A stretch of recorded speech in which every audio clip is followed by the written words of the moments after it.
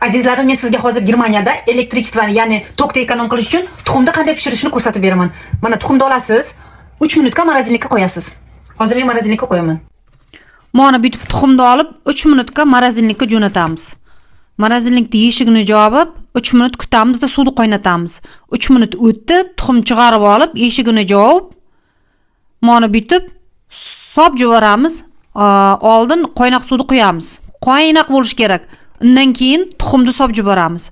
Tuxumda ximik reaksiya bo'lib, puzirlar chiqadi mana bunaqa qilib.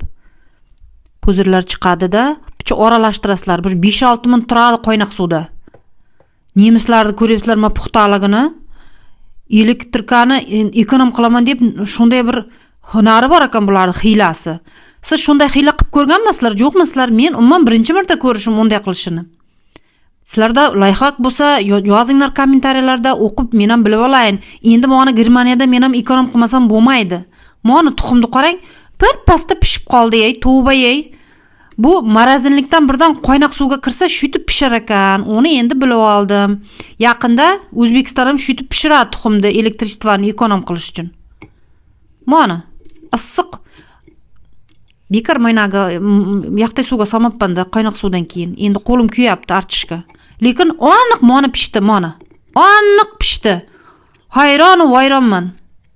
Yozinglar kommentariyada, sizlar ham shutib ko'rganmisizlar, yo'qmi? Qarang. Qoyilmasizlar, men qoyil qoldim. Sizlar ham shunday qilib ko'rganmisizlar? O'zbekistonda ham elektrichество qimmat bo'lgani uchun yaqinda odamlar tuxumni shunaqa qilib pishirib boshlaydi. Life-hack. На заметку запишите. Issiq ekan, issiq. Uni yaqtay suvga solish kerak edi. A tak вот.